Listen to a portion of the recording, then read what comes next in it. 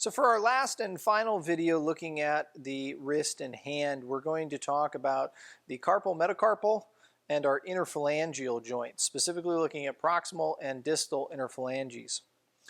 Let's start on the more radial aspect or lateral aspect of the wrist and hand at the first CMC, sometimes also referred to as the TMC. Now, this joint has 2 degrees of freedom, specifically AB and adduction, as well as flexion and extension. Keep in mind it's a cellar or saddle type joint, which is why we have this extra degree of freedom here. And there's a couple things that we need to be aware of. When we're looking at AD and abduction, right, or extension and flexion, extension and flexion would be our anterior-posterior direction. Our medial-lateral direction for AB and adduction would be here. One way to keep this straight in terms of which direction is which is recognizing that on our first CMC, we have a pathology known as skier's or gamekeeper's thumb.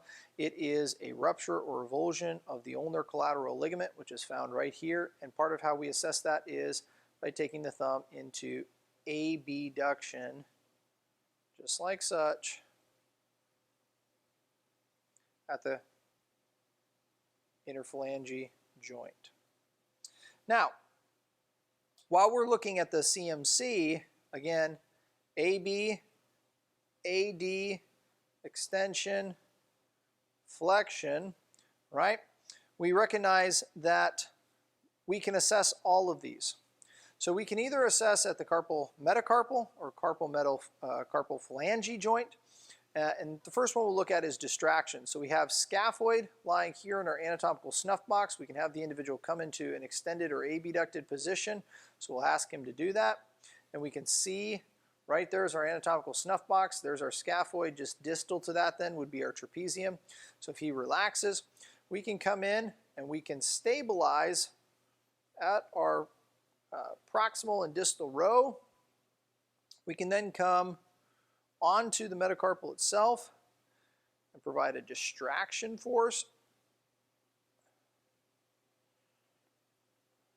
We can also stabilize the metacarpal and come to our proximal and distal interphalanges and provide a distraction force there as well. Additionally, if the individual has difficulty with extension or flexion or AD and abduction, we can also stabilize the metacarpal and provide a medial lateral force, or we can provide a dorsal to ventral or ventral to dorsal to improve flexion. Our dorsal to ventral would be to improve extension. From here, we can also look at our MCPs, metacarpal phalanges, and then moving into our interphalanges. Now the same techniques are appropriate here. We can work on distraction to each joint, stabilizing proximally, and then distracting just distally.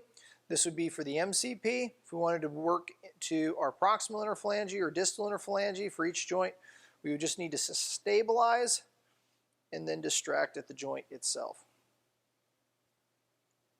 Additionally, we can work on dorsal and ventral glides. For example, if we went to our second digit looking at a dorsal glide here, we would stabilize with either hand. I typically will stabilize on the closest side, so I'm going to come from the radial side. I'm going to work to stabilize the metacarpal. And then from here, we're going to dorsal glide to assist with extension, and then stabilize and ventral glide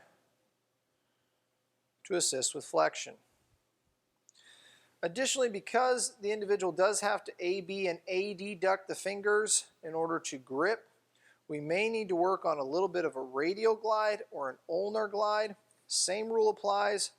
Stabilize the metacarpal and then focus at the joint. Ulnar glide, radial glide.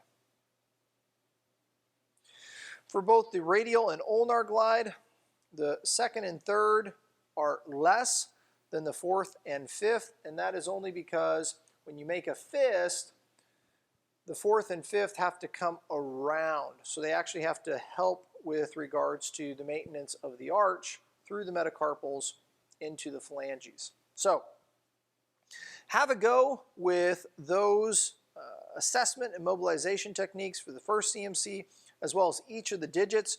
Recognize that you have distraction, you have dorsal and ventral glides, as well as radial and ulnar glides available to you at each one of these joints.